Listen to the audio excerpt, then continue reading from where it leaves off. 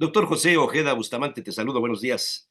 Esta semana no pudiste estar con nosotros el lunes y pues aunque sea para cerrar la semana en jueves, contar con tus opiniones valiosas siempre sobre Muchas asuntos de gracias, Manuel. cocina, de gastronomía, de mezcales, Sobre en todo fin. de mezcales. Vamos a hablar de magueyes, de los magueyes poblanos, para que te cures. Oye, nomás como ando de tos, man. Ujú. A ver si no me muero aquí en el programa ahorita. Ajá. Bueno, pues cuéntame, ¿qué hay ahorita de los temas fundamentales tienen que ver con la parte nacional, los dichos, lo que han dado en llamar la versión Xochitl 2.0, como que ya por los mensajes que mandó, la actitud que ha sido de peleonera, ¿no? De pídale permiso al presidente, si ya le dio permiso, pues véngase aquí, platicamos, nos debatimos, no estamos al INE. Esas cosas lo platicaba con Luis Martínez ayer, ¿a dónde nos están llevando? ¿A qué parte de la conciencia nos están llevando? ¿Al manejo de las emociones de los electores? ¿Eso es lo que México necesita para ser gobernado? Fíjate que es interesante verlo y analizarlo desde esa óptica. A mí me parece que es interesante lo que está representando hoy día este proceso electoral 2024.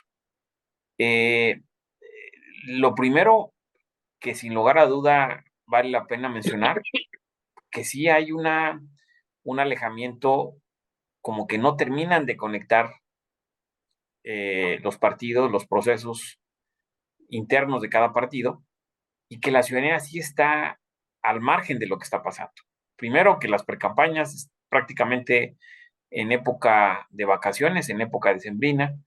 Después, o primero lo que representó Otis y que paró en varios momentos a la parte de la precampaña, sobre todo de Claudia Sheinbaum, y ahora como pareciera que la inercia de la campaña es fortalecer los cuadros duros, los cuadros, los amarres, los acuerdos que se puedan generar con ahora con los expriistas, con varios personajes que en la esfera nacional pues están migrando hacia Morena. Pero por el otro lado, eh, pareciera que tiene que entrar una, una pre-campaña con un Cierre. grado de agresividad, ¿sí? Porque si no es agresiva Xochitl, pues pasa desapercibida. Ya la vimos que cuando está o cuando titubea o cuando no tiene claro el propósito de lo que quiere lograr, pues pasa desapercibida. Y me parece que ha pasado Un poco el desapercibida a estilo de Xochitl. Fox. Exacto. Me parece que sus eh, especialistas, sus ideólogos, sus mercadólogos de cabecera, están asemejando a Xochitl con Fox. ¿Y por qué lo están asemejando? Porque las ocurrencias de Xochitl no suenan luego mal, no suenan descabelladas, ¿sí? Eh, tienen idea y tienen idea de conectar con el electorado. Y me parece que eso es lo que ha hecho en los últimos días, sobre todo a partir de este cierre que hizo en la arena. Fue un cierre, digo, tampoco es que haya tenido multitudes, pero fue un escenario perfecto para ver que estaba abarrotado. Aunque al otro día Sandra Cuevas lo llenó de igual manera, ¿no? Entonces, tampoco significa que sea algo muy relevante la cantidad de personas, pero lo que sí logró es generar una buena percepción, sobre todo también con ciertos mensajes también contundentes, aun cuando pues sigue utilizando y abusando del teleprompter, ¿no? El teleprompter sí ayuda y es muy bueno. Aquí tuvimos a un exgobernador que no utilizaba otra manera de comunicarse más que a través del teleprompter, ¿no? Pero Sí, sin embargo, a mí me parece que él está abusando demasiado Xochitl.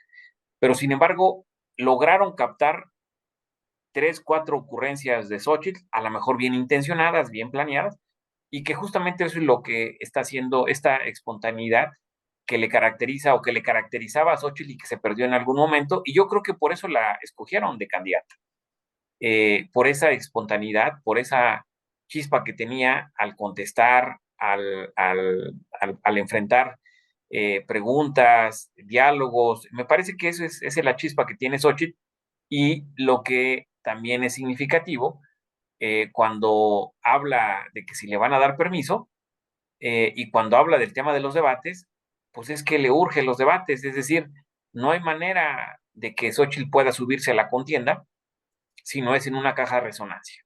Y la única caja de resonancia que pudiera haber es un debate que aparentemente sí lo tiene va a poner en duda o va a poner sobre las cuerdas a Claudia Sheinbaum. Sin embargo, me parece que Xochitl también me parece que puede equivocarse si piensa que puede ahí ponerla sobre las cuerdas, porque me parece que ya agarró las tablas suficiente Claudia que le faltaban. Al principio de la contienda, ¿sí? Hace algunos meses, me parece que Claudia sí podía haber sido su talón de Aquiles en los debates. Ahora no creo que sea eso, sobre todo porque el electorado tampoco quiere confrontación, ¿sí?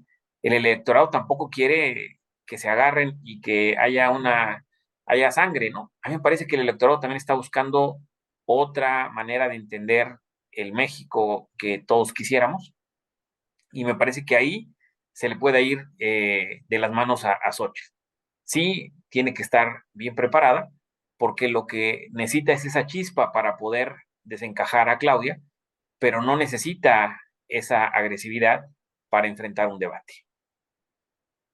Y hay que también ver, pues, al de Movimiento Ciudadano, que me parece que él es el que en el debate puede ser el factor que haga que luzca una y desluzca la otra, ¿eh? Me parece que el candidato de Movimiento Ciudadano va a jugar de palero, me parece que sin lugar a duda, y va a darle más posibilidades de que luzca a Claudia que Xochitl.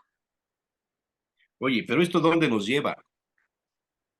Nos lleva a un asunto donde las candidaturas que ya están definidas van a pasar por la guerra sucia, por la estrategia de golpear, por a ver quién llega más raspado.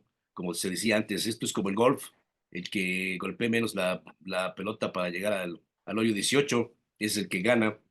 Y aquí Sí, pareciera ser que vuelve la práctica del PRI de hace muchos años. Yo veo la estrategia similar a la del PRI hace muchísimos años, cuando se lanzaron contra Vicente, cuando se lanzaron contra Calderón, en Puebla contra Villa Escalera, contra Luis Paredes, Lalo Rivera, o sea, es muy similar.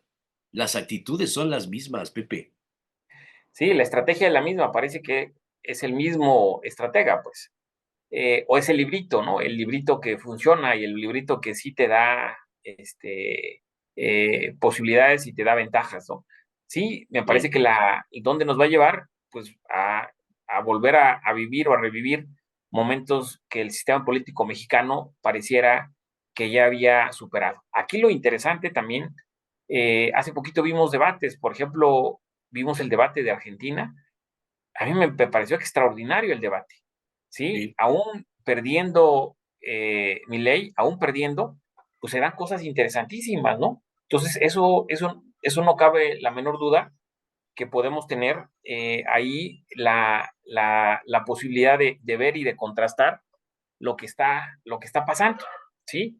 Pero si regresamos a los formatos tradicionales que tenemos, pues a qué nos van a llevar a esto que tú estás comentando, ¿sí? Porque son formatos acartonados, formatos que no permiten ver realmente de qué están hechas las candidatas, los candidatos, y nos quedamos como ciudadanos en un imaginario de perversión solamente. Ahora, ¿realmente los debates mueven las conciencias?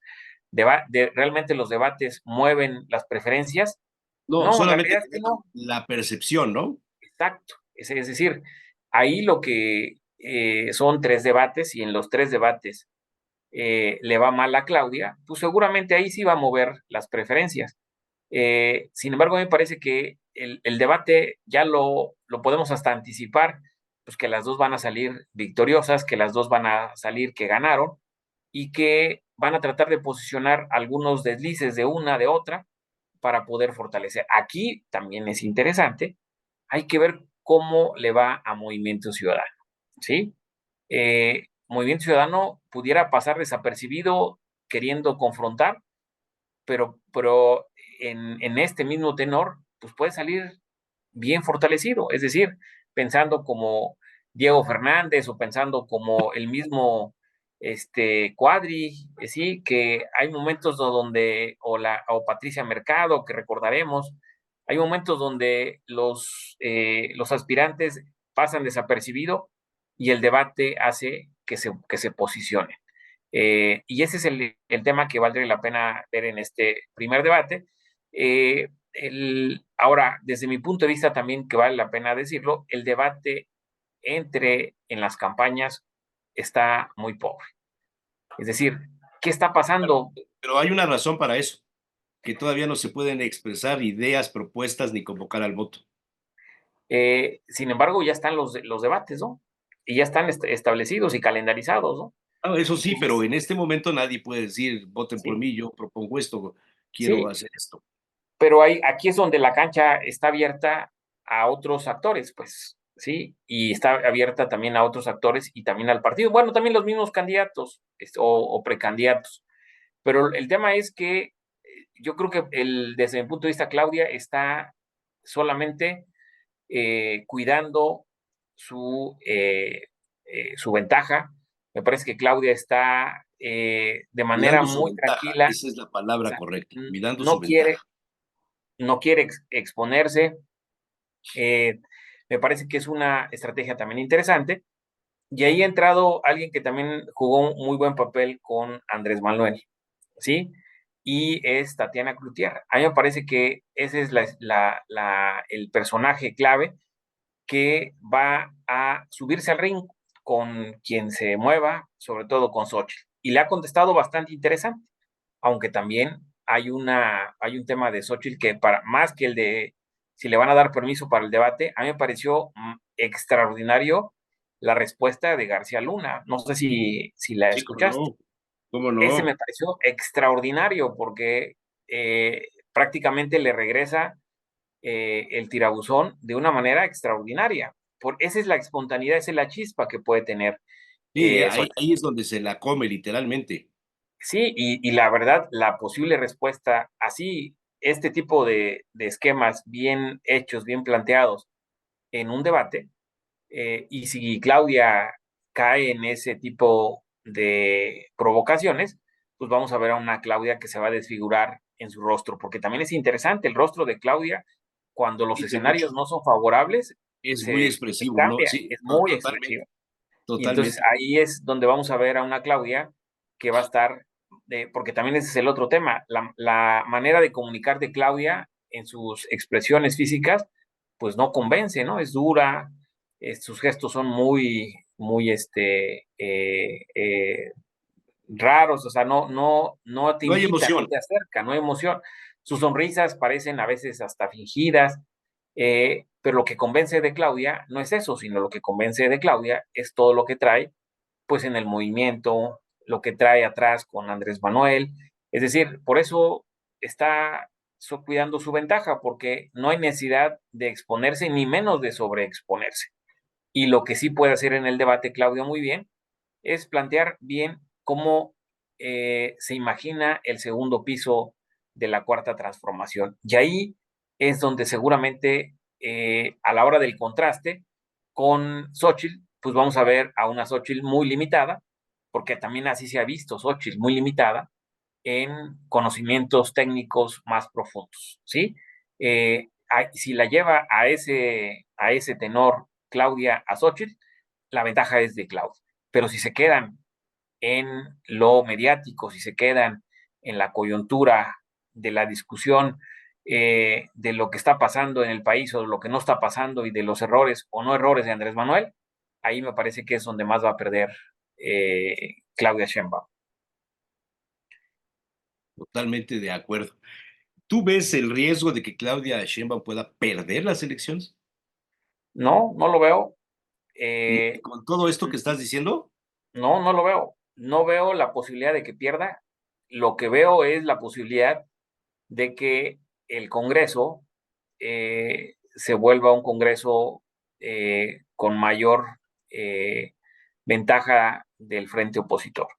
Es decir, ahí es donde me parece que está el riesgo, ¿sí? No, en ningún momento me parece que hay un riesgo de perder las elecciones, es demasiada la ventaja, eh, y más con un sistema electoral como el que tenemos, que con un voto ganas, pues prácticamente es imposible que los gobernadores, que los exgobernadores y que los diversas estructuras que hay ya completamente afiladas para apoyar a Claudia Sheinbaum, es imposible que se les pueda salir de control, ¿sí? Pero lo que sí es de que el crecimiento que pudiera tener el frente opositor, pues pueda arrebatarles, desde mi punto de vista, en el Congreso, más escaños de los que deberían de tener. ¿Qué es lo Sin que está embargo, en juego realmente, no? eso es lo que está realmente en juego. Incluso Xochitl sabe, ¿no? O sea, ella sabe que lo que haga, difícilmente ella tiene posibilidades, pero haga lo que haga, sí tiene posibilidades de eh, conquistar el electorado para que al menos tengan más posibilidades de tener mayor presencia en el Congreso de la Unión. Y también es Sí. interesante el Ahora, ¿cómo papel ves Puebla? Puebla. A mí me parece que también, Ya no se cortó. sí, sí, ya se escucha bien. Sí, Bueno, ya. Puebla, me parece que estamos en un escenario, o más bien, Puebla está en una encrucijada de la oposición, porque paralelamente, como pareciera que Lalo Rivera va por un lado, fortaleciendo su aspiración, fortaleciendo sus estructuras, pero por otro lado están sus aliados. Es decir, desde mi punto de vista, no hay todavía una verdadera sincronía en lo que realmente quiere Lalo Rivera y lo que quiere el Frente. Me parece que las salidas que ha tenido el revolucionario institucional, me parece que hace ver que no había necesidad de ir o de construir un frente, porque ¿qué le suma o qué le va a sumar un revolucionario institucional? ¿Sí? Imagínate. O qué le va a sumar un de la Revolución Democrática. Me parece que ahí tiene un dilema muy grande, y sobre todo a partir de los desafíos que también ya tiene este frente y de los acuerdos populares, como ya lo vimos en Coahuila, pues que se van a repartir en Puebla, ¿no? ¿Qué le va a tocar al revolucionario institucional?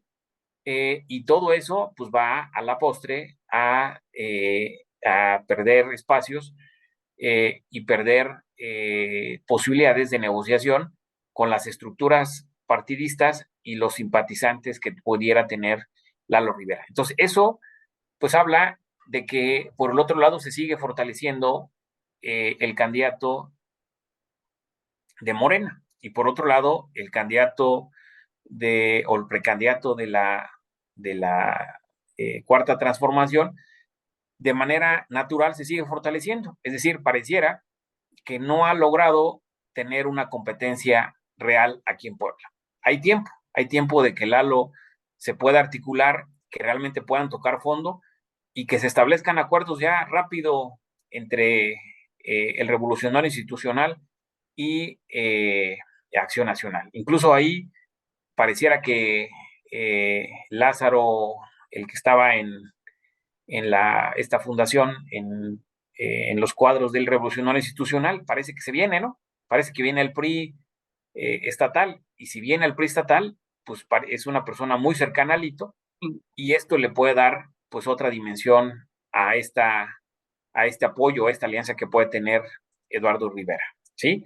Pero fuera de eso, me parece que sí hay una visible desventaja en cómo inician los dos principales candidatos, ¿sí? No hay un tercero, me parece que el tercero puede ser algo desastroso para Movimiento Ciudadano, porque me parece que el candidato tercero, pues puede ser que ni siquiera alcance los dos dígitos, ¿no? Me parece que va a quedar muy al margen, como precisamente lo que representa, pues, en este momento en Puebla, Movimiento Ciudadano. Es decir, no le apostaron a un personaje como Samuel, ¿no? No le apostaron a un personaje como Mariana, ¿no?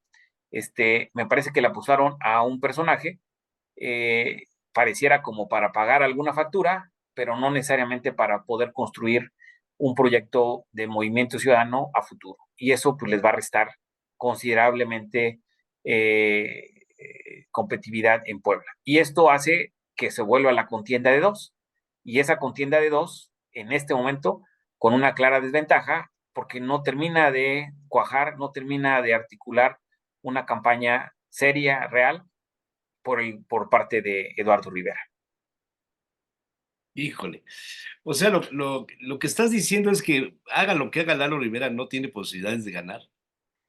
Me parece que hay varios elementos que pueden estar en la mesa. El primer elemento, para que pueda ser competitivo Eduardo Rivera, el primer elemento es que formalmente se tenga un buen frente, bien articulado. Ahorita no lo hay, lo estamos viendo, es decir, el revolucionario institucional está minado, pues, ¿sí? Está el revolucionario de la Revolución Democrática, pues prácticamente no tiene ni pies ni cabeza. Entonces, ¿cómo llamarle a un frente o cómo vas a sumar a un frente donde ni siquiera tienes una articulación real de esto? Entonces, el primer tema en la mesa para que Eduardo pueda entrar de mejor manera a la contienda, pues es tener un frente bien articulado. Con los que Sí, queden del suplente que revolucionario. se le está desmoronando todos los días la salida de Pepe Chedraui porque no fue candidato. La Sí. salida de Charbel porque tampoco iba a ser candidato. La salida de Pepe Márquez en Zacatlán, que le podría mover una buena cantidad de votos en la sierra. La alianza que ha hecho Ardelio con los caciques de allá también en favor de Morena o del Verde o de cualquiera de los aliados de Morena. Todo esto se le desmorona a Lalo Rivera muy fuerte. Porque la fuerza de Lalo es Puebla, zona metropolitana. Sí, la zona Él como figura y en el interior del estado, pues son los liderazgos regionales. regionales que puedan sumarle significativamente competitividad a su candidatura. Pero entonces eso va por un lado, pero por otro lado también es interesante ver qué está pasando, cómo se están moviendo los actores en Puebla. Y se están moviendo pragmáticamente, es decir, los diversos actores empresariales, los diversos actores sociales, se están moviendo pragmáticamente. Pareciera que si no estás con Morena, pues estás perdido. Y eso también es un tema de percepción, porque no necesariamente así es la realidad. Sin embargo, la percepción está ganándole a Lalo Rivera. Entonces, ¿cómo va a cambiar la percepción? Pues tiene que empezar a construir alianzas representativas, significativas. Tiene que empezar a sumar también actores nacionales que vengan a hacer presencia en Puebla.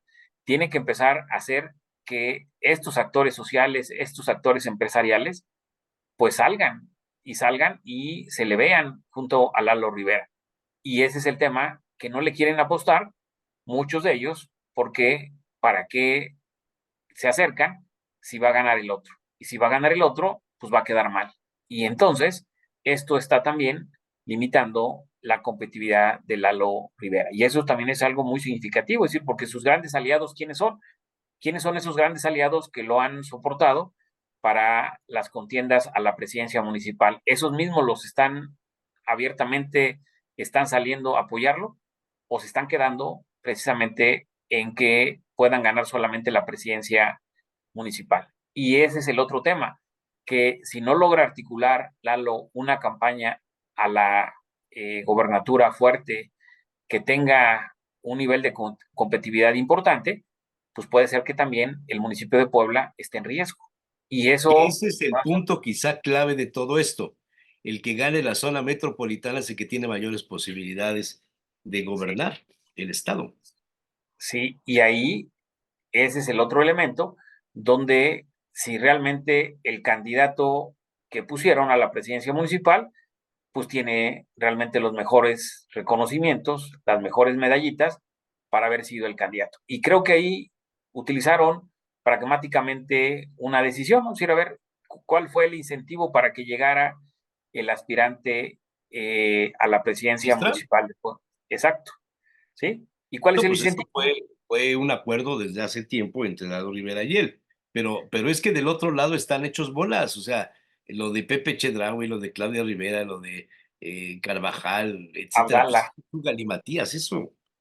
Abdala, bueno, Sí, Abdala parece ser que ya se resignó, parece porque, por las notas que se ven, o sea, ya no aparece, ya se sumó al que vaya a ser o a la que vaya a ser. Quizá sí, eso ya no tenga vigencia, pero lo que sí es un hecho es que todos los de Morena que perdieron con Nacho Mier le apostaron a que fuera Pepe Chedraui el candidato por la ciudad, ¿eh? Eso es sí, importante, como si fuera una manera de compensarles. sí, y el tema es que cada vez se ve menos la posibilidad de que llegue Pepe Chedraui. Es decir, si lo vemos desde el punto de vista del establishment poblano, pues debería de ser Pepe Chedraui, ¿no? ¿Por qué? El Pareciera. establishment poblano es el que le ha dado en la torre a la sociedad poblana, Por la eso, plutocracia.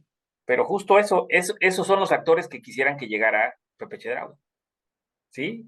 Es decir, justo ese escenario, es decir, a quienes mueve y a quien ha convencido, pues ese precisamente a esa élite.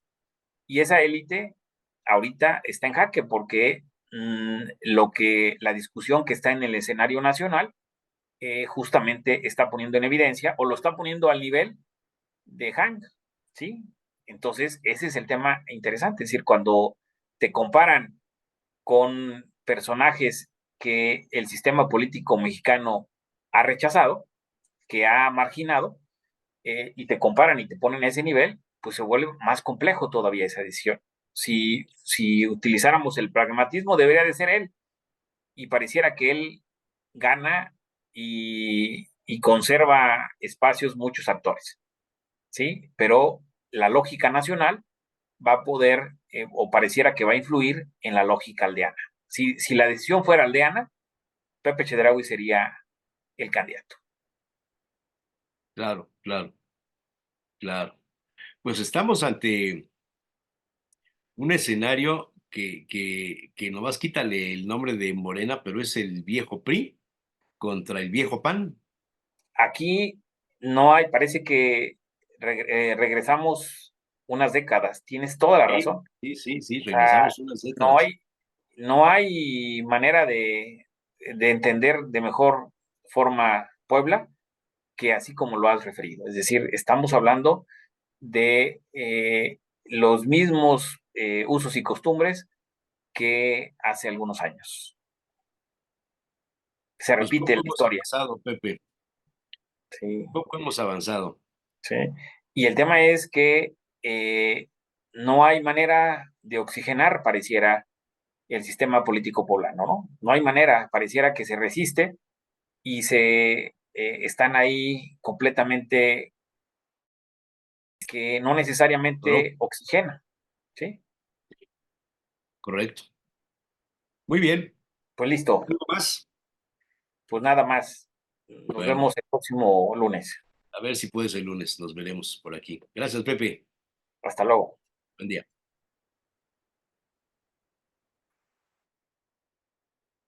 Ya estaba fallando, man.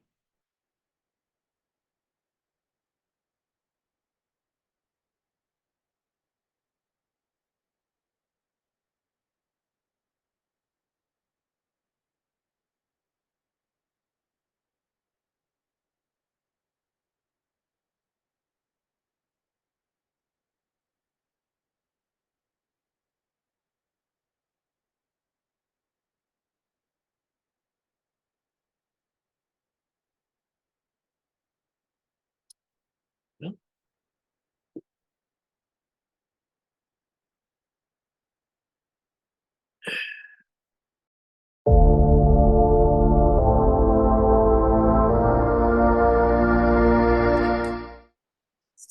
Andrea Sandoval Tapia, muy buenos días. ¿Cómo estás? Muy bien, muy contenta de Pues yo, saludarte, de estar qué aquí. bueno. Yo aquí con algo de tos por imprudencias, ya sabes que mi abuela decía cuando te daba una gripa después de que salías a mojarte con la lluvia, o sea, son enfermedades buscadas, Uy, no cuidarte, son enfermedades buscadas. Entonces, pues ve lo que por me pasa de descuido. repente. Yo hoy amanecí así.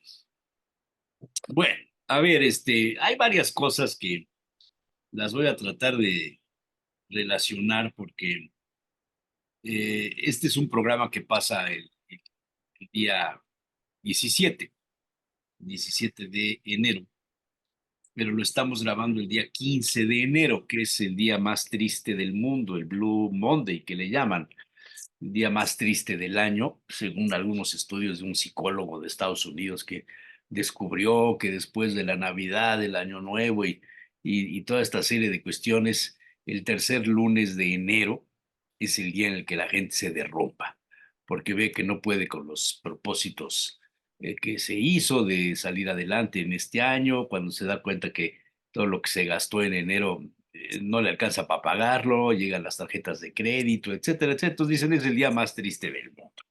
No sé si esto sucederá en todo el mundo, solamente en los Estados Unidos por el tipo de economía que ellos manejan. Leí un artículo en un portal que me gusta mucho que se llama Ética, donde la división de la población de las Naciones Unidas dice que hay 621,000 personas que han superado el umbral de los tres dígitos en el año 2021, cuando en 1990 apenas eran 92,000. Es decir, en el año 1990 había 92,000 que habían superado el umbral de los tres dígitos, es decir, más de 100 años. Ujú, Y en el 2021 hay 621,000.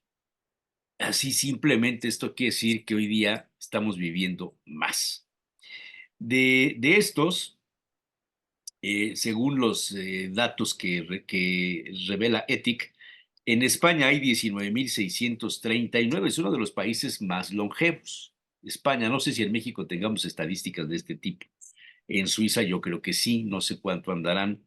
Hay 19,639 en España y de ellos el 77% son mujeres, lo cual también es un asunto interesante. Se pregunta pues, el estudio cuál es el estilo de vida, cuáles son los factores genéticos, la alimentación, etcétera, etcétera, etcétera. Entonces sacan 8 consejos que tienen que ver con el otro tema, o sea, uno de ellos tiene que ver con el otro tema.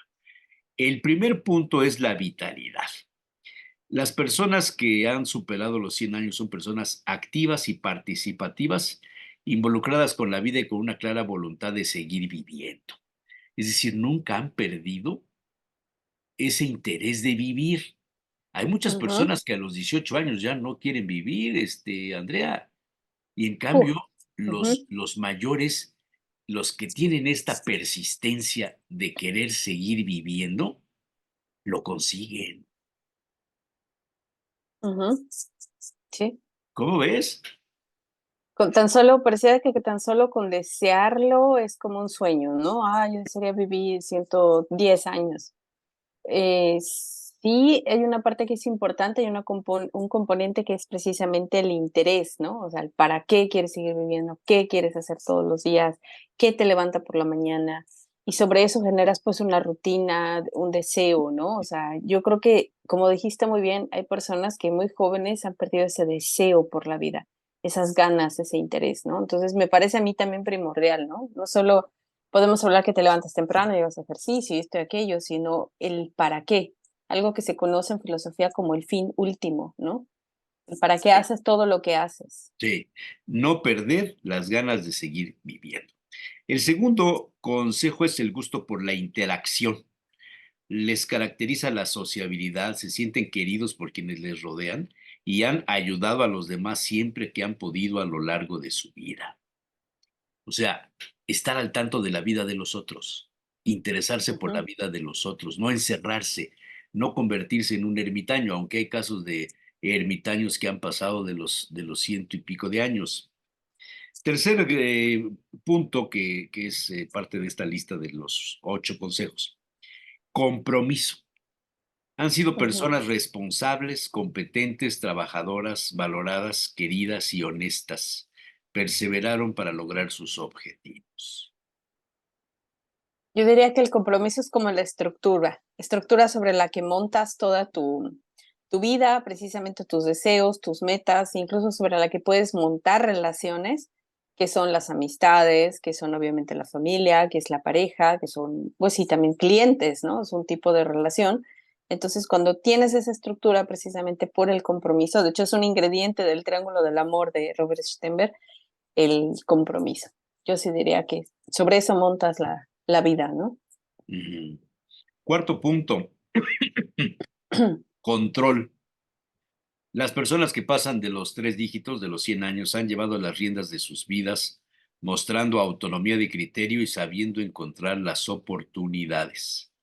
Ejemplo, una mujer de 102 años dice, cuando mi marido enfermó, tuve que enfrentarme a todo. Asumí los negocios de mi marido, llevé las cuentas y los bancos, mandé a los hombres, todo, todo lo hice. Control. Llevar el control de tu vida. Es decir, que no te dejes manipular por los otros. Ahí me puse a pensar si las personas que consultan la astrología, consultan a los, al que lee el café o Ujú. al que va al psicólogo podría caer en esa área de no tener el control de su vida y depender de las recomendaciones de otras personas. Es algo que se le conoce como locus de control, o sea, dónde se encuentra el control de tu vida. Hay gente que dice que es interno, yo hago lo que creo, lo que para mí es correcto, de la forma en que yo lo quiero y así lo voy a lograr. Y el locus de control externo es lo que me dicen los otros, lo que dice el horóscopo, lo que me dice el padre, lo que hizo mis amigas. Entonces, la gente que Y se eso es lo que escucha a te sí hace daño. misma, exacto, porque en Exacto, realidad la solución está en ti, en tus recursos, ¿no? En lo que tú ves como solución y no en lo que el otro te diga, porque por exacto, seguir soluciones, pues puede empeorar. exacto. El quinto, motivación intelectual. Se trata de personas curiosas que valoran la cultura con motivación por aprender. En muchos casos son lectores infatigables. Esto de leer creo que es una de las características de las personas que viven muchos años, el que anda buscando identificar nuevas ideas, el que se pone a discutir, no del chisme de la política, sino de las nuevas tendencias que hay en la humanidad, en la sociología, el que se asombra cuando lee que se descubrió una momia que tenía no sé cuántos o los orígenes de una ciudad que era, que se pensaba que no era la más antigua esa, sino otra y así, y hasta que encuentra una que tiene, hace poco salió una que tiene 2500 años de existencia, una ciudad en Ecuador, en la parte donde es el Amazonas. Entonces, oye, esto te cambia toda la visión de la historia de los pueblos mesoamericanos, de Ujú. Mesoamérica en términos globales, ¿no? Entonces, la motivación intelectual. Esto te ejercita la mente también. Sexto, positividad.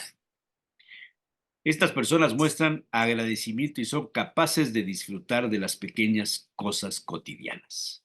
La vida me lo ha dado todo, gracias a Dios. Me ha dado disgustos como perder a familiares, pero no lo he pasado mal. Pase lo que pase, pensar positivo. Fíjate que esto es precisamente cuando hablas de lo que dijo una persona, de cómo lo ves, se le conoce como cualitativo, ¿no? O sea, no es cuantitativo, no es cuántas veces alguien dice, voy a pensar 20 veces positivo, no, es precisamente la forma en que lo hace frente a estas adversidades. Todos nos vamos a enfrentar a duelos, a todos se nos va a desafortunadamente morir o va a fallecer una persona que amemos mucho, vamos a perder probablemente el trabajo, nos va a pasar alguna enfermedad. Entonces, cuando escuchamos cómo lo llevaron los demás, y que lo más importante es precisamente la actitud y la confianza de que puedes salir adelante, de que hay algo mejor, de que a pesar de eso vale la pena vivir. Para mí es el ejemplo más claro de positivismo. Sí, claro, claro. El otro tema, espérame, déjame contestar aquí.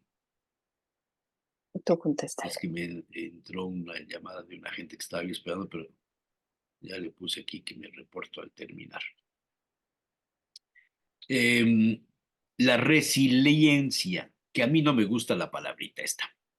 La resiliencia no me gusta. No me gusta la palabra porque cuando yo era chavo se hablaba de resistencia, pero Ujú. los psicólogos hoy día hablan de resiliencia y con eso te cobran más en las consultas. Entonces en este sabe más que todos los demás, cuando lo que realmente estás haciendo es resistir. A pesar de las dificultades, infancias difíciles, pérdida de seres queridos, la guerra, el COVID, etcétera, las personas que pasan de los 100 años han sabido seguir adelante con sus vidas y en algunos casos redirigirlas. Sobre todo, no se han dañado psicológicamente por las experiencias de la adversidad. Me encantó esta parte. Creo que esa es la diferencia entre la resistencia y la resiliencia. Por A ejemplo, ver, puedes explícame decir, eso. tal auto, ¿no? Las pruebas de autos. Tal auto resiste el golpe de, no sé, a 150 kilómetros, lo resiste, no, o sea, no se mueren las personas, tiene cierta seguridad, ¿no? Pero la resiliencia es precisamente eso, o sea, no solamente estrellarte contra el muro, que es algo que solamente podemos hacer las personas, efectivamente, no es algo mecánico, no tiene algo que ver con la física, como la resistencia, sino la resiliencia es como lo que hace en algún momento cuando cortas un árbol y del árbol vuelve a salir como una pequeña ramita, ¿no? Es como cuando precisamente te pasan crisis, te pasan momentos difíciles y tú tienes la capacidad de volver a surgir, es decir, de volver a encontrar un camino, de tener esa energía psíquica para decir, sigo adelante, esto no me quiebra y lo hago diferente, ¿no? Yo te decía, para mí resistencia es como eso, ¿no? Vas a 120 kilómetros por hora, choca el auto contra el muro, ok, resiste el golpe, no se daña, a lo mejor puedes seguir manejando unos cuantos metros, pero la resiliencia es cuando cortas ese árbol y a pesar de eso vuelve a nacer.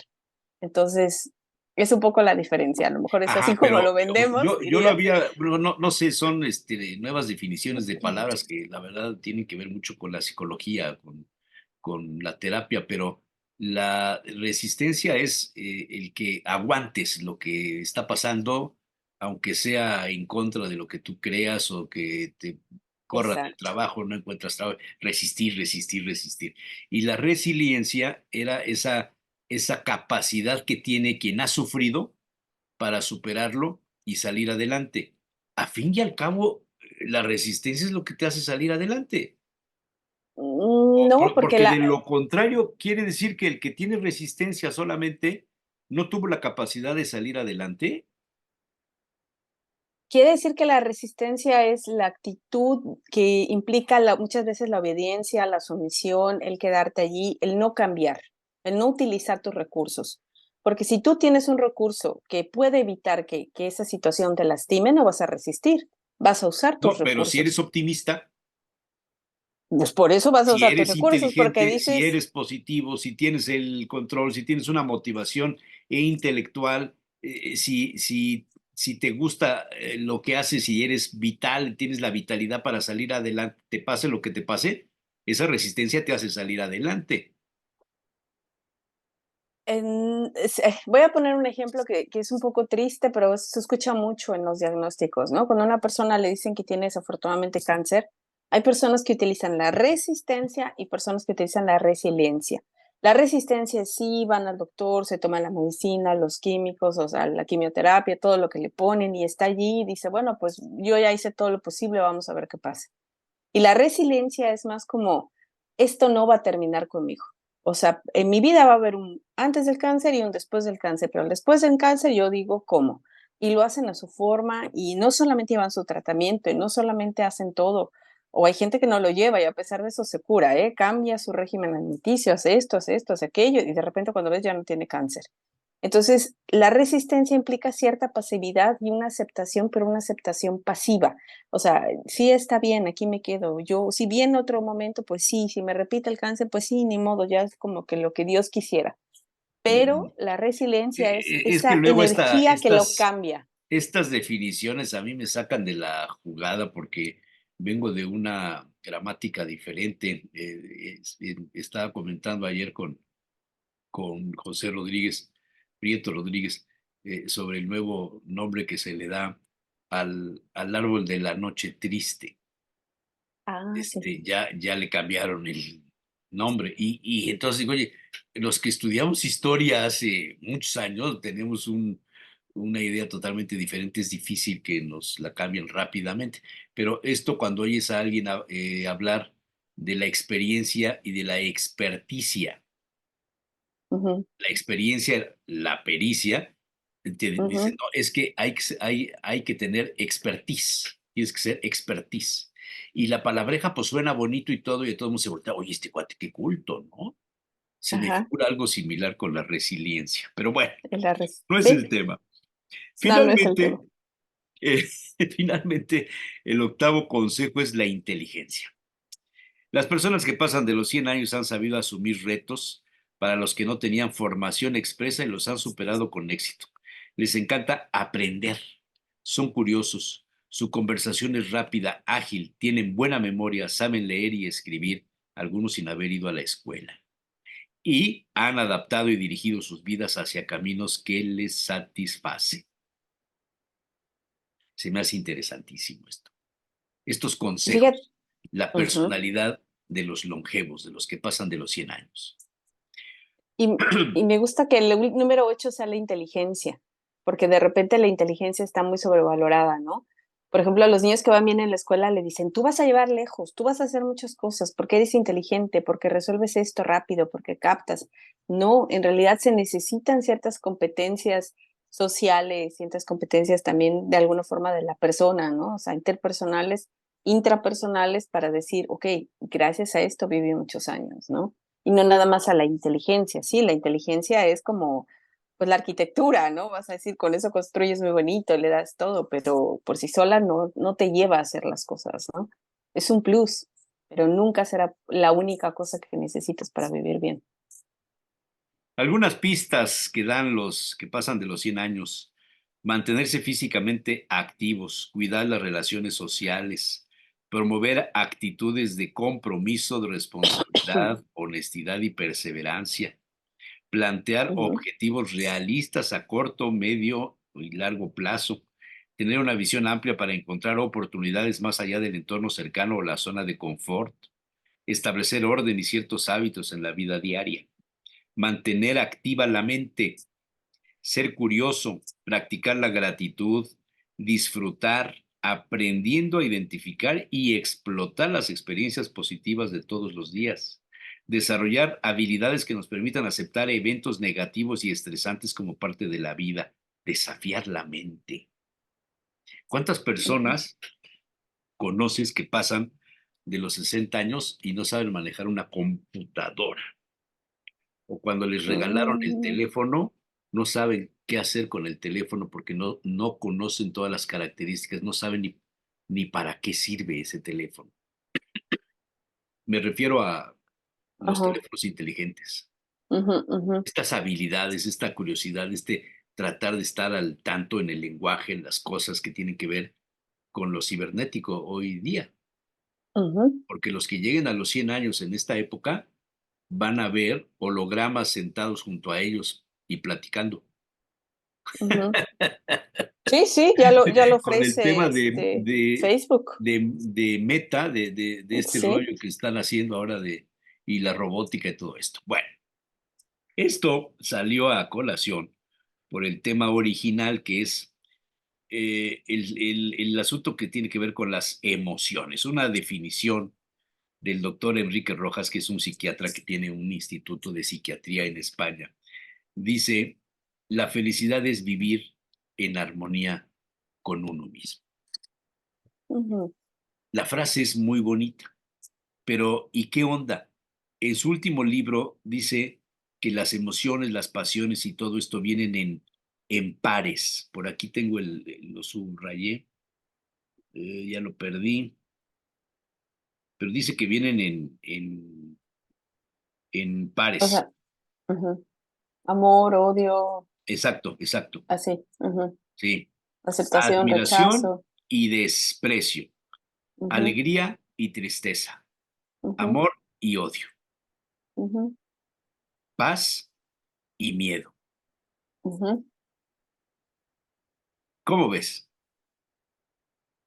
Me gusta mucho porque creemos, ¿no? Nos gusta pensar que nosotros tenemos emociones como positivas y que sí sabemos cómo manejar nuestras emociones, probablemente porque las disimulemos, probablemente porque ya sepamos qué decir frente a ciertas cosas, pero la verdad es que las emociones son muy sutiles y a mí lo que me gusta es que las emociones son la primera conexión que tenemos con el mundo y en realidad valemos, o sea, mucho de nuestra sobrevivencia, de Mm. nuestra salud mental, tiene que ver con la parte emocional, porque las emociones conectan el cuerpo con la mente.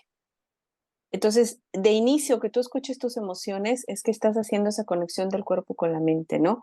¿Cuántas personas trabajarán hoy conectadas a la computadora, desconectándose de su hambre, de su sueño, de su dolor de espalda, de su estrés, de que están cansados, tomándose café, ¿no? O sea, para no sentir esa conexión de su cuerpo cansado y sus ojos que tienen que humectar porque le lloran de tanta pantalla, ¿no? Entonces, la primera cosa que nos tenemos que dar cuenta es que la emoción es una forma en que el cuerpo se conecta con nosotros y nos avisa de cosas, ¿no? Si tú le preguntas a la gente, oye, ¿cómo comes? ¿Cómo está tu estómago? Vas a ver que hay gente con gastritis, con colitis, con intestino irritable y todo este tipo de cosas, dolores de cabeza, eh, ¿cómo se llama? El tinnitus, ¿no? Cuando te suena el oído y un montón de cosas. Todo eso es también porque tenemos mucho tiempo sin escuchar al cuerpo. Entonces, no es más fácil que pasemos sobre esas cosas negativas, que estemos tristes, que estemos en algún momento enojados, que lleguemos a sentir miedo. En realidad creo que pasamos mucho más tiempo en las emociones negativas, por decirlo así, que las positivas, porque en las positivas tienes que conectarte, ¿no? Tienes que sentirte bien, tienes que comer bien, tienes que dormir bien, tienes que tratarte bien para demostrarte que tienes ese amor, ¿no? Y en cambio, cuando te duermes tarde por X, por Y, pero pudiste haberte dormido temprano, estás practicando no un odio, pero sí un poco de desinterés y casi un desprecio al cuerpo, ¿no? A la mañana siguiente te arreglas y te vistes y aparentemente te ves muy bien, pero tu cuerpo no se siente querido. Entonces, para mí esa es también como la clave, ¿no? No nada más es, es que por lo que veo afuera se ve bien, quiere decir que adentro estoy bien. No, a veces el cuerpo puede verse muy bonito y está muy maltratado, ¿no? En el sentido del trato que ha recibido. A lo mejor esa persona abusa del ejercicio, tiene, como te decía, problemas intestinales, tiene ansiedad, tiene un montón de cosas. Entonces, para mí esa dualidad también atraviesa el cuerpo y es más fácil de encontrarse en el cuerpo, ¿no? Es alguien que te puede decir, no, yo me siento muy bien, pero cuando ves, prende los cigarros y te das cuenta que cuando te dice que está bien, se está envenenando lentamente, por decirlo de alguna forma, o tiene estas crisis de ansiedad y te quiere decir que se encuentra en paz, ¿no? Para mí es como un poco esa incongruencia. Primero tenemos que conectar esas dos cosas y entonces podemos hablar de las emociones, porque las emociones son, decía, el resultado, uno de dos círculos, mente-cuerpo, y las emociones es lo que está en medio. Es la primera forma, la básica, y para mí la más importante que representa al cuerpo y representa lo que estamos haciendo en ese momento, ¿no? Incluso lo notamos, gente que de repente se pone nerviosa y empieza a respirar y mal y sudar y siempre el cuerpo está hablando y te está diciendo cómo se siente desde una emoción que claro, la practicas muchas veces y se convierte en un sentimiento, ¿no? Dime. A ver, si la premisa es válida, la felicidad es vivir en armonía con uno mismo. ¿Qué sucede con las personas que tienen trastornos? En uno de los comentarios de este doctor Enrique Rojas, el psiquiatra que escribe el libro al que se hace referencia del artículo, dice, el psicópata tiene un rasgo de personalidad según el cual siente un cierto gusto a la hora de hacerle daño a los demás. En este caso, un psicópata busca la felicidad mediante el camino de hacerle daño al otro porque vive en armonía con lo que él quiere. Ahí sí hay una base neurológica muy clara. Los psicópatas tienen un cierto daño neurológico que no les permite la empatía.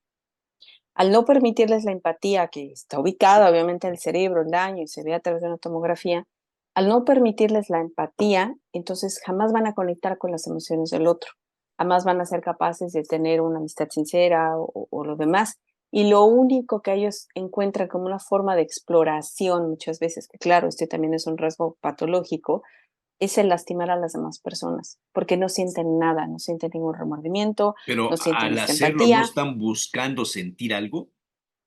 Sí, claro, están buscando tratar de empatizar con el otro, pero no funciona. Imagínate que tú te pones un guante en la mano pero es muy grueso y térmico y no puedes saber si el agua en la que estás metiendo la mano es fría o caliente, ¿no?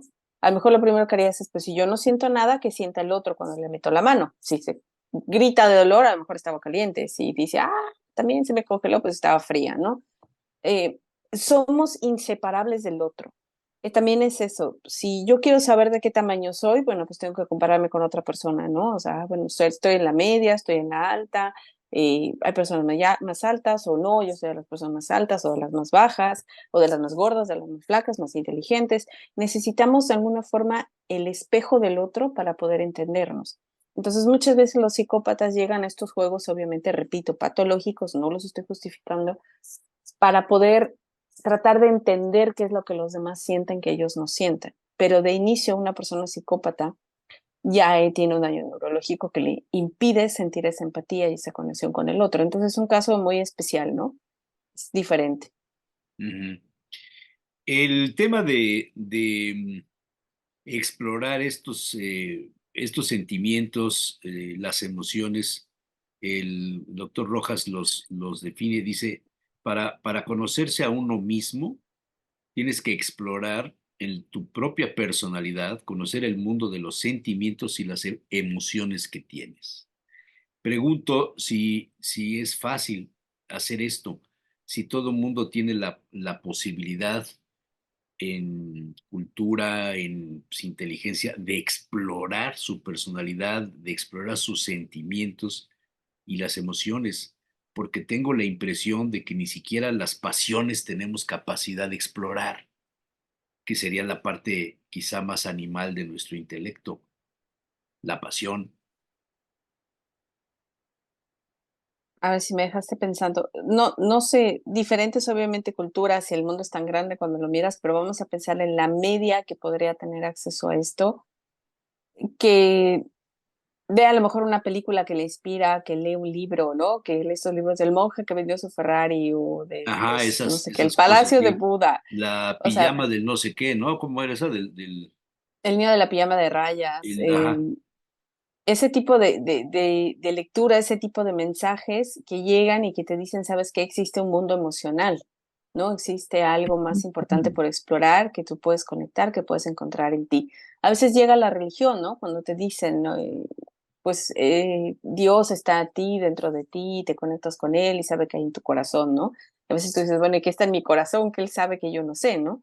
Entonces, cuando empezamos estas preguntas de qué hay adentro de mí, de lo que yo siento y por qué hago lo que hago, muchas veces en la infancia, por ejemplo, cuando un niño le pega a otro niño, le dice el adulto o la maestra, ¿no? ¿Por qué le pegaste? Y el niño no sabe por qué le pegó, pero sí sabe que sintió ese coraje y a lo mejor ese arrebato, esas ganas de hacerlo con su cuerpo y de decir, pues le pegué porque lo sentí, ¿no? Pero ¿por qué sientes eso? Bueno, pues porque a lo mejor no quería jugar conmigo, me molesté porque yo quería que jugara conmigo y me dijo que no y no quise aceptarlo. No, obviamente no saben aceptarlo y golpean al otro niño, ¿no? Así lo avientan, lo tiran como, me hiciste enojar, ¿por qué no me quieres? Y eso no es más que rechazo. ¿Cómo lidiamos con el rechazo? ¿Cómo digamos con en algún momento la negligencia o la ignorancia de otros, ¿no? O el desamor, la desatención, o sea, ese tipo de cosas, ¿no? Cuando, por ejemplo, nace el típico hermanito y el niño se siente el rey, ¿no? Y ya cuando ve que hay otro chiquito que le quita la atención y demás, volvemos a eso, la envidia, los celos, El todos capricho, esos, el el, cap- berrinche. el berrinche es un poco natural, porque el berrinche es la incapacidad del niño de autorregularse. Y para eso necesita el adulto para corregularse, ¿no? El adulto es el que le dice, no, tranquilo, respira, está bien. Todos nos pasa esto, de repente todos nos enojamos, hacemos tal cosa, no, no puedes comer más, es hora de dormir, depende, ¿no? Pero, pero el lidiar con estas emociones frustrantes, limitantes, el darte cuenta que el mundo no siempre es como tú quieres, es parte de la maduración narcisista, ¿no? Donde dices, es que no puedes tenerlo todo, todo no gira en torno a ti y vas a tener que aceptarlo. Entonces, En una época se puso de moda para quienes planeaban su vida o un negocio, lo que tú quieras, el escribir en una hoja las bondades y los defectos de tal o cual idea o de tal o cual proyecto. Ujú, Quiero hacer esto, es bueno porque es malo porque. Y entonces en esa hoja ibas escribiendo de un lado y enfrente el otro, y al final los asesores, los maestros te decían, vas a tomar la mejor decisión porque estás valorando las partes positivas y las partes negativas. Esto quizá en el escenario del racionalismo, de la disciplina, del el deber ser, de planear todo por objetivos, de la ruta crítica en la ujú, administración de los negocios, ¿no? Voy a invertir 1,000 pesos y cuánto tiempo necesito para recuperar esos 1,000 pesos y para que me deje una plusvalía y pueda yo proyectar mi negocio para crecer hasta ganar 10 o 15 o 20 o 100,000 veces eso. Haces una ruta crítica de todo lo que tienes que. Entonces esto te lleva a una planeación totalmente racionalista. Mientras que en el siglo XIX, y lo dice también Enrique Rojas en su libro, estaba el romanticismo, los sentimientos, las emociones, las pasiones. Y esto es un asunto interesante porque hasta dónde los temas emocionales y afectivos que se han convertido en un mercado de recomendaciones de libros y de folletos y de cúrese usted mismo y hágalo usted mismo y psicoanalícese usted mismo y 10 maneras de ser feliz y 40 reglas ujú. para hacer feliz a los demás y los test de si eres celoso o no eres celoso, la pareja perfecta, etcétera, etcétera. Todas estas cosas nos hacen a un lado la inteligencia, dice él, la inteligencia emocional es aquella capacidad para mezclar con arte los instrumentos de la oración y las herramientas emocionales. Forman una síntesis y entonces se puede hablar de la inteligencia emocional. Y esa inteligencia emocional es la que se puede resumir en la frase inicial, la felicidad es vivir en armonía con uno mismo. Sí, sí. Sí, La ¿verdad? armonía es precisamente la buena comunicación de, ¿no? Que fluye, que sabes lo que estás sintiendo, que sabes desde dónde lo estás sintiendo y sabes después si puedes decidir si le quieres poner un límite o no. Y ya sea el amor o el enojo, ¿eh? A veces hay que detener el amor en ciertos momentos y esas ganas de arrebato, ¿no? De decir, quisiera hacer esto por amor, y a veces tienes que detenerte, y no nada más en un amor de pareja, a veces también en un amor de madre, de padre, de hermanos. A veces hay momentos que el amor que sientes por una persona te lleva hacia cierto punto y tú tienes que ponerle un límite para decir, no lo voy a hacer, ¿no? Algo muy típico, tu hijo se cae o ves que se va a caer, pero sabes que es una experiencia que tiene que vivir, es una caída segura, vamos a decirlo así, y pues ni modo, ¿no? O sea, al echarse de la resbaladilla, si va muy rápido, se no se da cuenta, tiene que aprender a hacerlo de cierta forma. Entonces, a veces ese amor te tiene que detener y decir, es hasta aquí, porque después está lo que la otra persona hace. Lo mismo es con el enojo, lo mismo es con el odio. Entonces, esa armonía para mí sí es esa conexión importante entre no solamente es una decisión lo que yo hago, sino que está en congruencia con mis En emociones congruencia. y al mismo tiempo con mi cuerpo, O sea, ¿no? fumar, todo el mundo sabemos que es malo, Sí, ¿no? Pero sí. cuando alguien se fuma un cigarro, o un puro, en mi caso, este, logras un estado de felicidad y de equilibrio entre tus emociones y la razón, porque fumar, como dice la canción, es un placer. Entonces, estás haciendo algo que quizá con la parte racional hay un choque, pero con la parte emocional consigues algo que los demás no pueden conseguir y que solamente se limitan a decir fumar es malo, fumar es malo. La letra de una canción, Espera, espérame, eh, antes de que te me vayas para allá. Quisiera decirte algo. Se fuma con el cuerpo, ¿no? sí, Con la boca. sí, Y la acción que tú haces de fumar, ¿qué es? Inspirar, exhalar. Inspirar, exhalar. Eso es respiración consciente.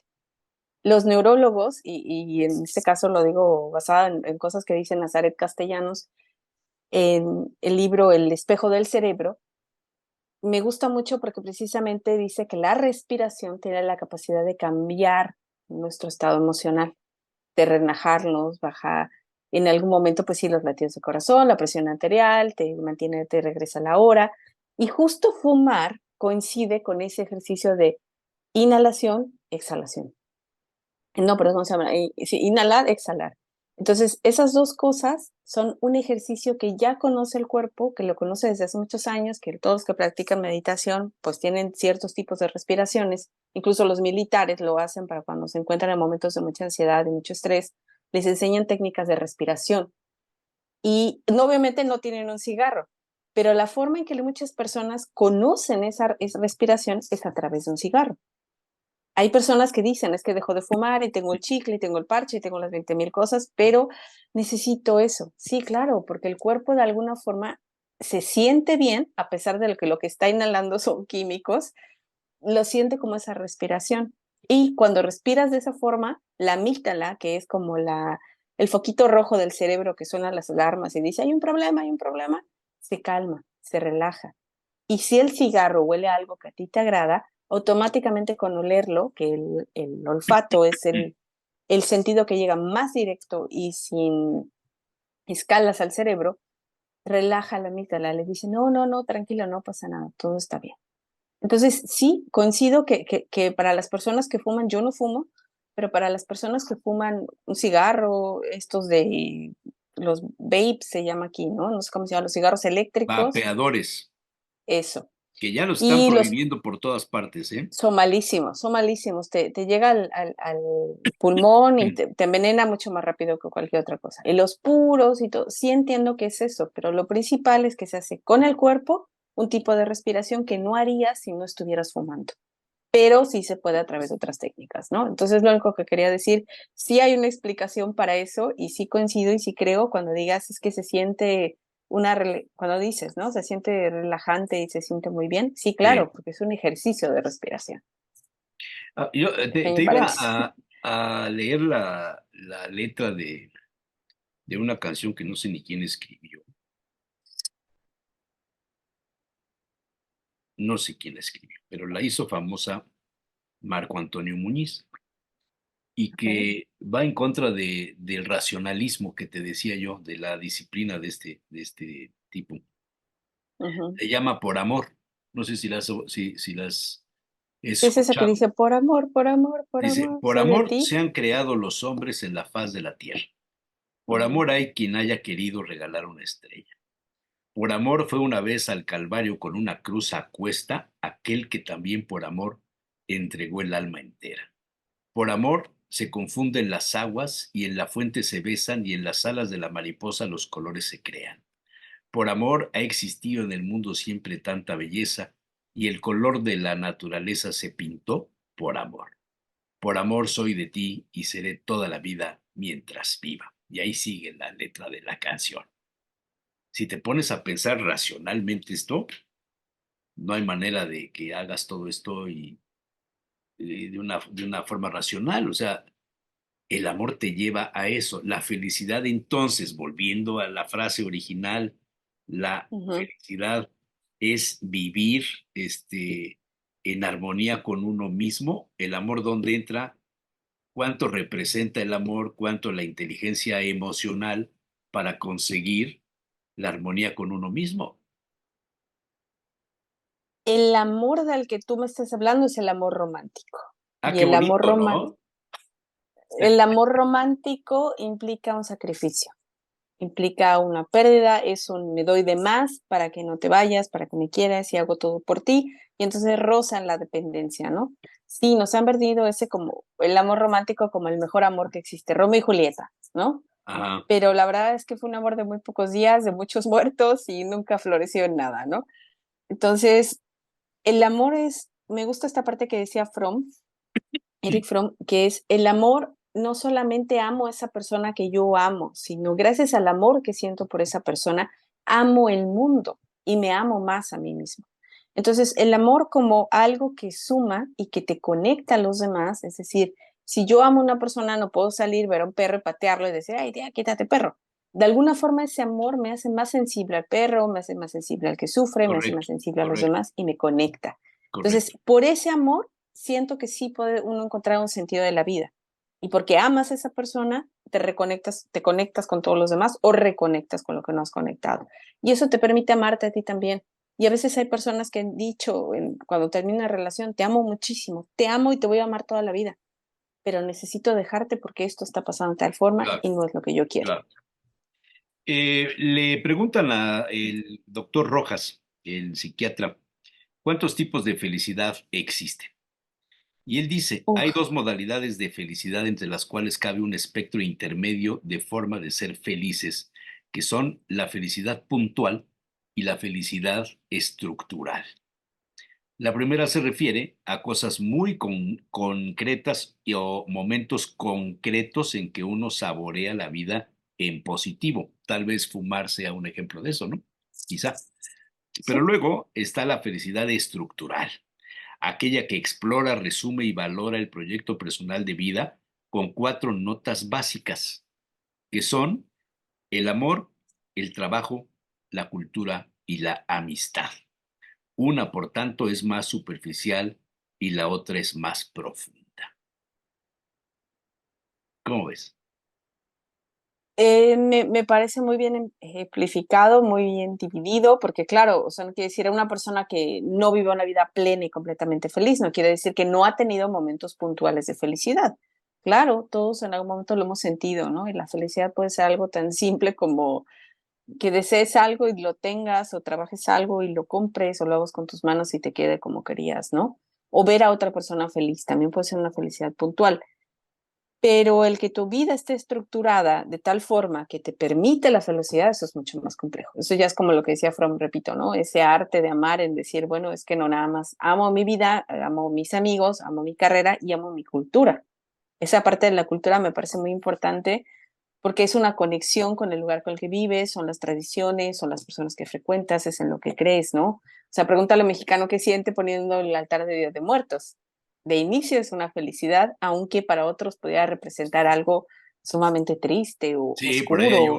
un libro que sale dentro de unas semanas de una filósofa que le dicen la filósofa del mal, porque habla de la muerte. Tiene tres o cuatro libros ya pues publicados y en todos explora bajo la óptica de la filosofía la muerte y el entorno de la muerte.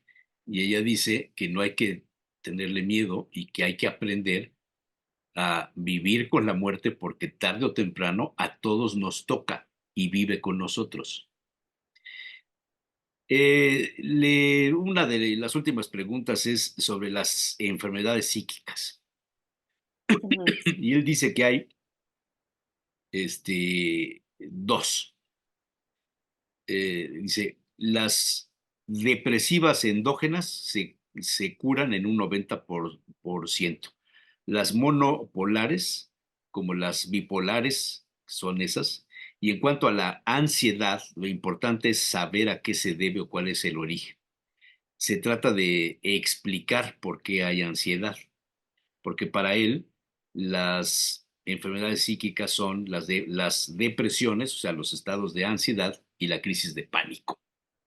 Yo creo que es lo más común que padecemos, ¿no? Desde niños.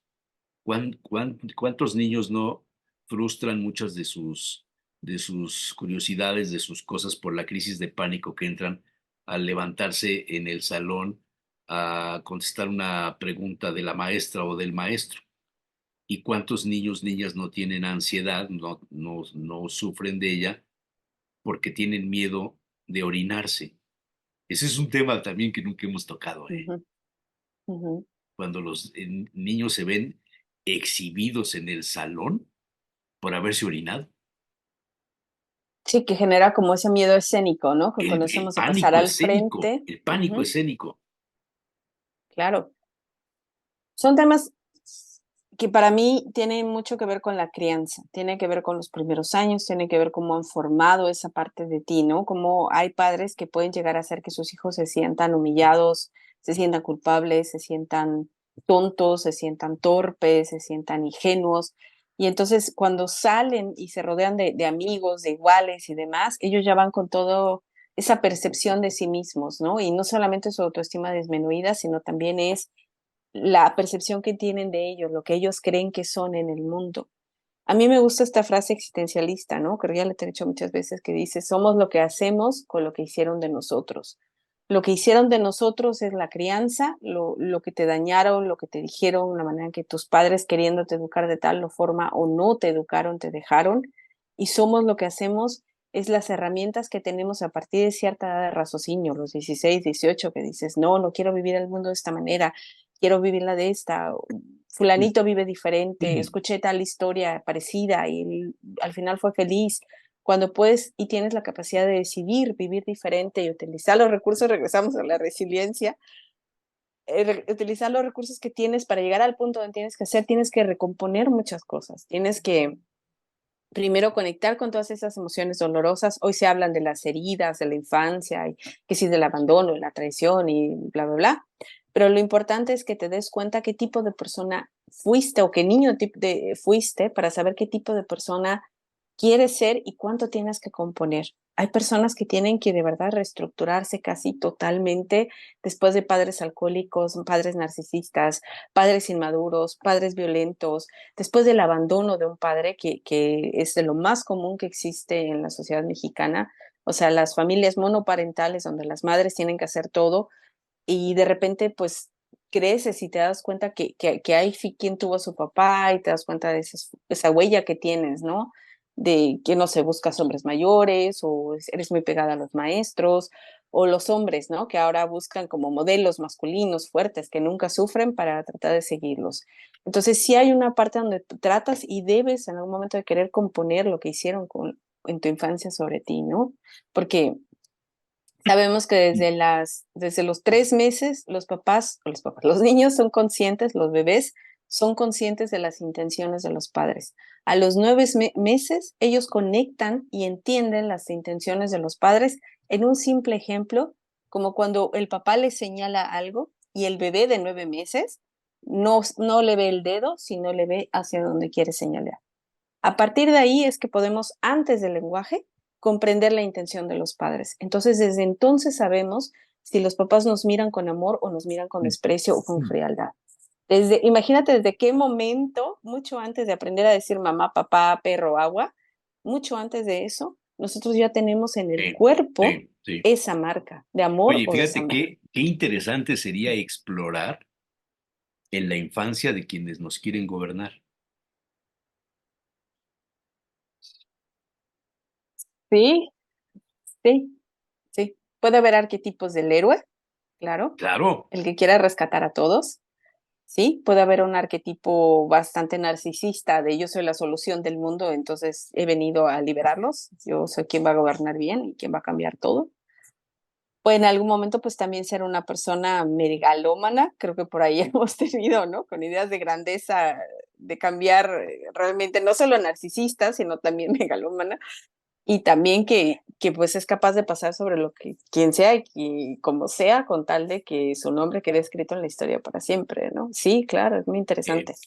yo hace mucho tiempo, cuando recibí yo políticos, sobre todo candidatos, me dejaron de pedir citas porque ellos querían hablar de sus proyectos políticos y yo los llevaba al escenario de preguntarles, oye, ¿cómo fue tu niñez? ¿Fuiste un niño Ujú. feliz? Y los metes en un problema porque empiezas a darte cuenta si te están diciendo la verdad o te están mintiendo. Claro, claro, y más quién quiere hablar de su niñez, o sea, en esos ¿Quién casos, quiere ¿quién hablar de su quiere hablar de su niñez? niñez? Porque se exhibe, ¿no? Porque Claro, todos nos sí, exhibimos. sí.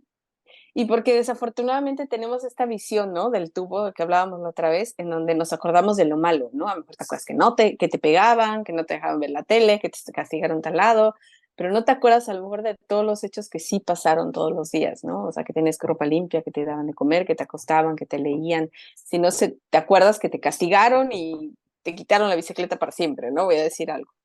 Entonces sí tendemos también a hablar más de eso, aunque no queramos hablar de eso. Ese es el inconsciente que traiciona de alguna forma Sí, al sí, sí, personaje. sí, sí. Ujú.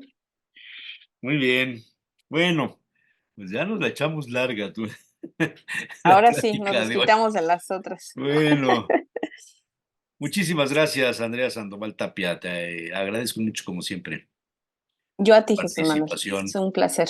Y primero Dios, nos encontraremos la próxima semana, si es que no sucede otra cosa, que yo espero que no. Así será. Yo digo que Dios sí quiere y así que así será. Bueno, muchas Así gracias. es, Buen día. igualmente.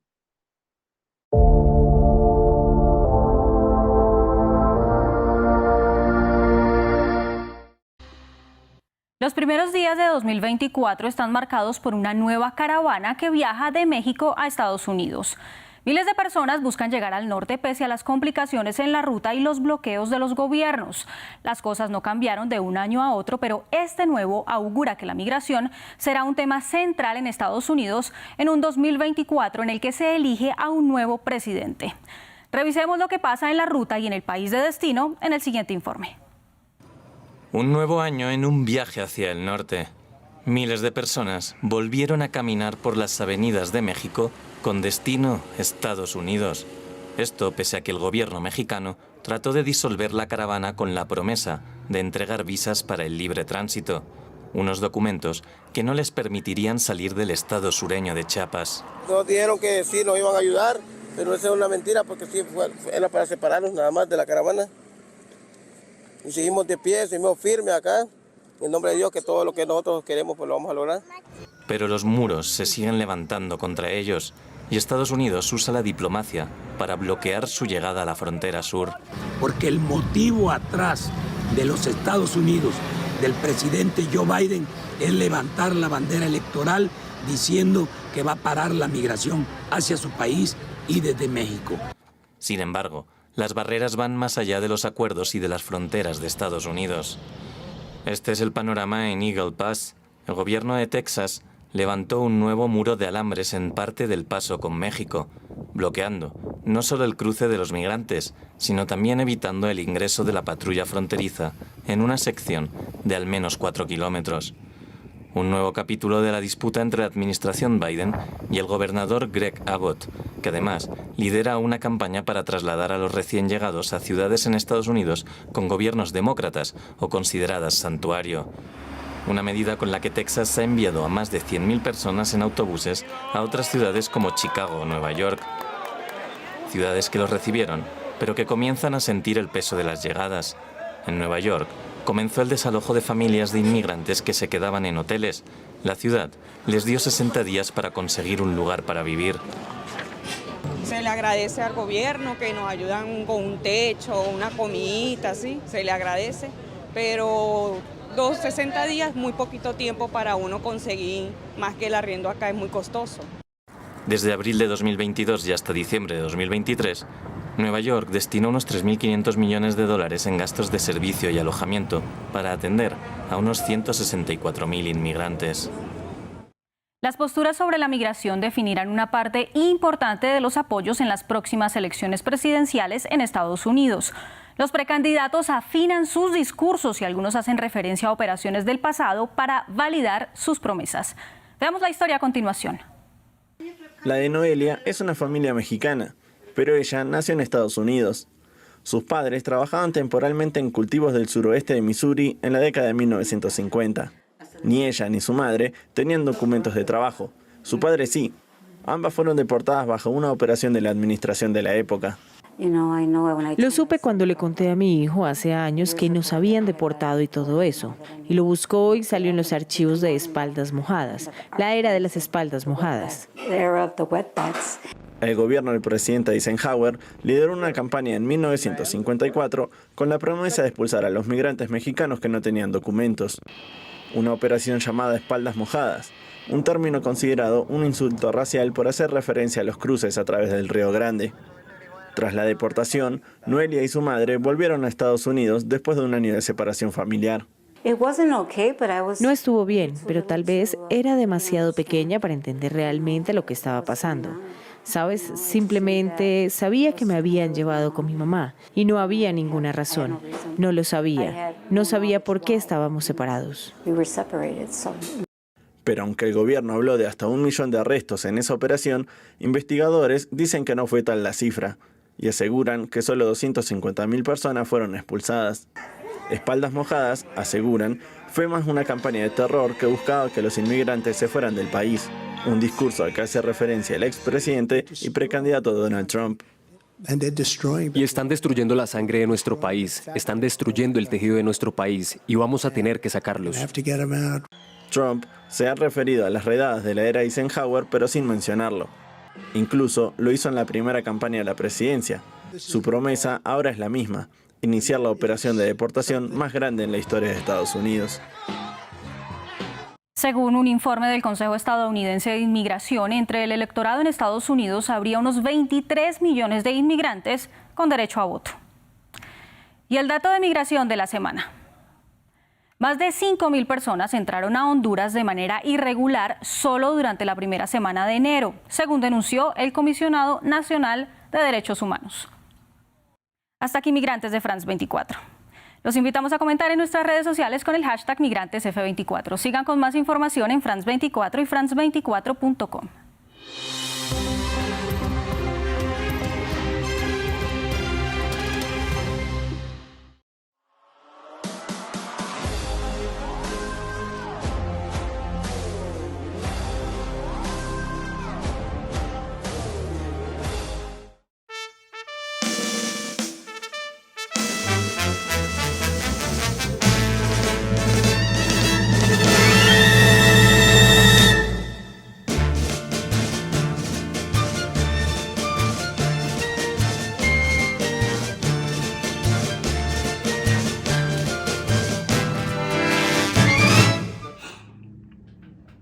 Cuando llegaban los fríos en la casa de Salacaín, aparecían nuevos ingredientes.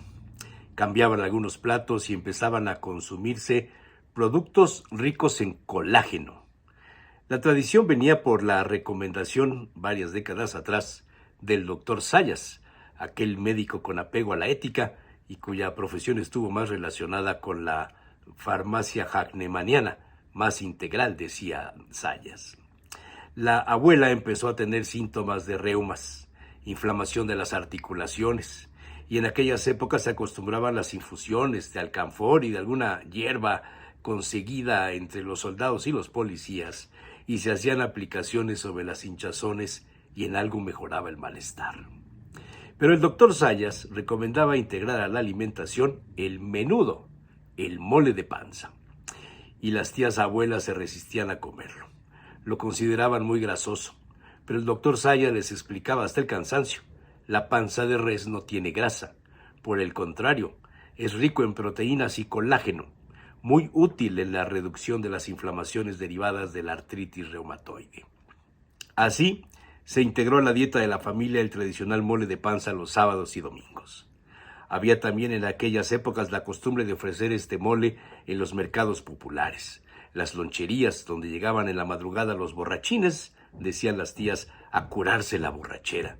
La razón era muy simple: el mole de panza era muy aguado, se le agregaba cebolla y chile serrano fresco. Por tanto, resultaba picoso y también era revitalizador al cuerpo. Pero el doctor Zayas lo recomendaba con muy poco picante y de preferencia tomarlo en el desayuno. Así se formó la costumbre de encargarle al esposo de una de las tías conseguir la mejor panza, lavarla, limpiarla, cocerla y después hacer el mole para recibirla. Así, los trozos del estómago de la vaca o de la res, del vacuno, a fin de cuentas, se lavaban perfectamente. Las partes complicadas, como el panal, se volteaban para meter la escobeta y frotarla hasta dejarla limpia. Se dejaba remojar con un poco de vinagre, se enjuagaban con agua tibia y se procuraba hacer toda esta maniobra en la azotehuela. Azotehuela, decía una de las tías, pues el olor de la panza cruda no era precisamente agradable. Después se metía a cocer con una cebolla entera, para ablandarla, decían, y después se procedía a cortarla en cuadros. Hoy día estos pasos se ahorran, pues en las carnicerías y supermercados se consigue la panza ya limpia, semicocida, y la labor se facilita. El mole aguado se hacía con salsa de jitomate y chile guajillo, a veces con cilantro o epazote. Los trozos del panal, del callo, del libro, del cuajo y la tripa se iban mezclando en la cacerola o a la olla de barro y se dejaban reposar un día, para comerlos después, alineado el mole con cebolla picada, chiles serranos y acompañado todo con unas tortillas de mano. Una de las prácticas más sabrosas, recordaba Salacaín, era romper en pequeños trozos la tortilla y mezclarla con el mole de panza. Aquello desprendía sabores espectaculares y además alimentaba el cuerpo y prevenía la artritis, decía la abuela. Por supuesto, el mole de panza y el consumo de la casquería, de las vísceras, no es originario de México. Vino con las costumbres españolas, donde se consume con el nombre de callos y a veces se agregan garbanzos. Pero el mole de panza es uno de los tantos platillos hoy día considerados mexicanos, producto del sincretismo del viejo y el nuevo continente. En el siglo XIX había recetas de mole de pancita. Diferían de algunos ingredientes. Se usaban chiles mulatos remojados con un poco de ceniza, luego se molían con un poco de pan duro, pimienta, ajos y luego se freía todo en manteca. Se agregaba el caldo donde se había cocido la panza y si resultaba picante, se recomendaba ponerle garbanzos hervidos y fritos. Muchos son los casos de esta fusión de cocinas. Por suerte, sobrevive su práctica hasta la fecha. Pero esa es otra historia.